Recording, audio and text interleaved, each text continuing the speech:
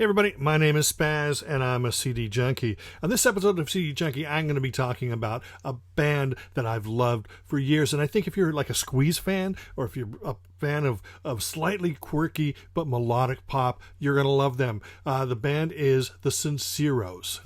Now, I always like to tell you how I got into the SINCEROS, and that was obviously just because it was a new band that had "the" in front of their name. And I immediately picked it up, the SINCEROS. Okay, that's mine. So I brought it home, unheard, put the needle down, and I was like, wow, this is awesome.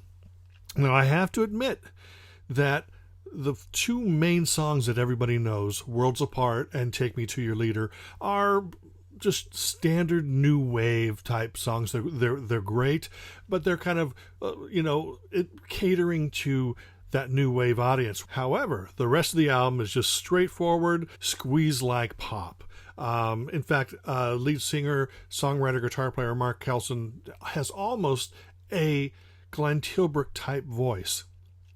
Not quite. But if you're looking at this and you're thinking like, gosh, that album cover doesn't look familiar, this is the actual American album cover. So you might be familiar with that one. Anyway, there was Mark Kelson on vocals and guitar. There was Don Snow on keyboards and vocals. There was Ron Francois on bass and vocals. And there was Bobby Irwin on drums. Now, Ron Francois wrote and sang a couple songs in the band's career. Don Snow sang some songs with the band. But Mark Kelson was really the main guy. This is just a great collection of quirky, squeeze-like songs. I Still Miss You, Quick, Quick, Slow. Lots of great songs on this debut album. It's called The Sound of Sunbathing. And the CD that Cherry Red put out actually has a few bonus tracks. Just a really fun album. It has the spirit, the joy of pop music. So in 1980, they go and record their second album. Humorously, they title it Second Debut, and it's all ready to go, and the label puts a halt on it. From what I understand, maybe some copies were released in Germany or Poland or something, but I guess the label weren't happy with the album, so they threw him back in the studio with legendary producer Gus Dudgeon, and he remixed some of the tracks. They re-recorded them. They took off a few songs, added a few songs, and out comes the absolutely stellar and glorious Pet Rock.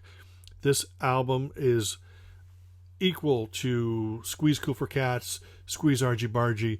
It's just so full of just great pop music. It's got a song called Falling In and Out of Love, which Tracy Ullman would record later, but it's jam-packed. I mean, Disappearing, which is sung by Don Snow, should have been a massive hit single. The album came out in 1981, and the great thing about this Wounded Bird issue is they not only put Pet Rock, but they also put the album's second debut, and even a few little bonus tracks.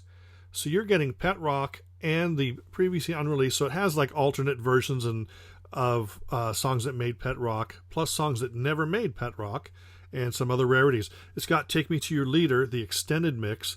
The original track was on this album. So there's another rarity. This is a gold mine. It's a gold mine. I mean, if somebody had discovered the CD in California in 1849 or whatever year it was, they would have had a gold rush. People would have been digging, looking for SINCEROS CDs. Sadly, this second/third album was their last. The band split up after that. Don Snow here eventually joined Squeeze for the Sweets from a Stranger album. Ron Francois would play with a bunch of different bands, including Teardrop Explodes, and he ended up in Australia being a songwriter, producer, and he's still active.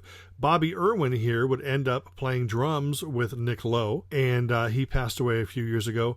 And Mark Kelson, the singer here, passed away in the early 90s. Half the band may be gone, but at least we have this amazing album and this great album. I would highly recommend you check out Pet Rock if you just want some great, straight-ahead, wonderful pop music. Again, the Wounded Bird CD is your best bet. Features the whole album, plus the unreleased second debut and some bonus tracks. As a postscript, the interesting thing about the SINCEROS, before they recorded this first album, the band backed Lena Lovitch on her tour, and they also appear, I believe, on the Stateless album. So, there's that sort of new wave link there, and that kind of information is fun. But anyway, that's it. The SINCEROS, Sound of Sunbathing, and Pet Rock, you need these in your collection, especially Pet Rock.